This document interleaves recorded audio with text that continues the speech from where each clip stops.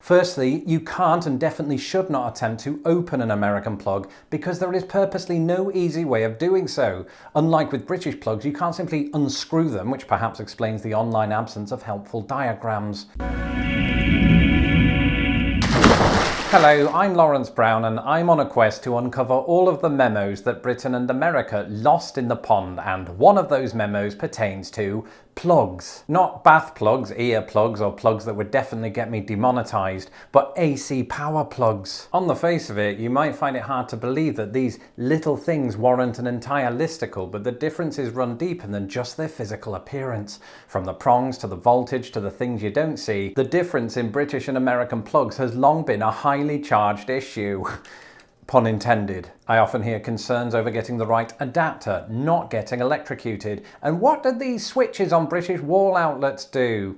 To answer that last question, they're simply for the sake of convenience. You can switch off the power at the wall without having to unplug and replug every time. That's it. Anyway, these questions are all a result of people getting their wires crossed. So for anyone dreaming of a post-pandemic holiday, join me now to stay current on all things AC plugs. Here are 5 ways that British and American plugs are very different. To lend some context to what I'm about to say, it's worth mentioning that different plug designs are not just some random quirk of their respective nations. Plugs are designed according to type and are generally used in multiple countries. For instance, in America, Type A and Type B are the preferred standard, and they look like this. This is the case in the rest of North America, Central America, parts of South America, and to some degree Japan and Saudi Arabia. In Britain, Type G, which is this one, is the standard, just as it is in Ireland, Malaysia, Malta, Singapore, Bahrain, Sri Lanka, and Saudi Arabia again. What's going on in Saudi Arabia? In short, there are 15 types throughout the world, A to O. In today's video, I'll only be comparing Type A and B with Type G, mostly because Britain and America is the niche in which I deal, but also because the Maltese and Bolivian markets have a wealth of untapped potential. So let's compare plugs. It was once said by me in just a second from now that you can tell a lot about a country by the size of its plugs. And given its unparalleled record of boasting larger stuff than everyone else, America might fancy its chances of winning the "my plug's bigger than your plug" debate. But the truth is, and you might find this shocking, British plugs are larger. Hey wife, my plug is bigger than your plug. I don't have a plug. Alright, and go back to the studio. Suffice to say, this size differential stuck out to me like a sore thumb when I first moved here. To be fair though, I did have a sore thumb when I first moved here. But it's not just the main covering on British plugs that makes their American counterparts look like a tiny village in Arkansas. It's also these. You can't talk about AC plugs without talking about prongs. Prongs are the protruding sticks of metal that keep the plugger joined to the wall like a docked plane. And the only reason I made an aviation simile there was to draw your attention to the miniature control tower I made from British and American adapters while I was bored. Anyway, there are several key differences in this department. On British plugs, the prongs are ever so slightly longer and crucially thicker. This makes them sturdier and impossible to bend. How do I know that? Because I was 14 once. But whereas British plugs, that is, Type G plugs, are decidedly triple-pronged, that's not always the case in America. Sure, Type B plugs, the ones whose sockets look like surprised ghosts, definitely do have 3 prongs, but Type A plugs, which are easily the more outgoing and competitive of the two, are bi-pronged. What's the difference, you ask? Well, Type B is a grounded plug and Type A is ungrounded. You see, this rounded third protrusion is known as a grounding prong that connects with the grounding wire. It prevents things like electrocution and fire hazards when plugging into larger appliances like TVs. And this is great because it means I can safely watch Mr. H and his friends reacting to my videos. I really like his humour. He's got such a dry British humour. I really like his videos, I have to say. He's up there as one of my favourite creators. Meanwhile, the question of grounding brings us on to a rarely mentioned British-American word difference. In Britain, we don't refer to this as a grounding wire, but an earth wire. With this in mind, it sounds like a great time to move on to this.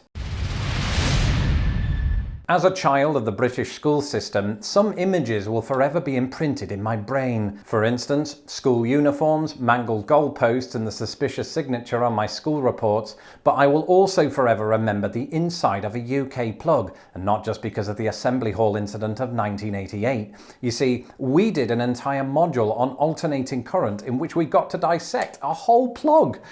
Or a woodlouse if your name was Darren Briggs. In general, it's important to say that you should not disassemble plugs unless you know what you're doing. That said, inside you have 3 wires, which nowadays all bear the same colour coding.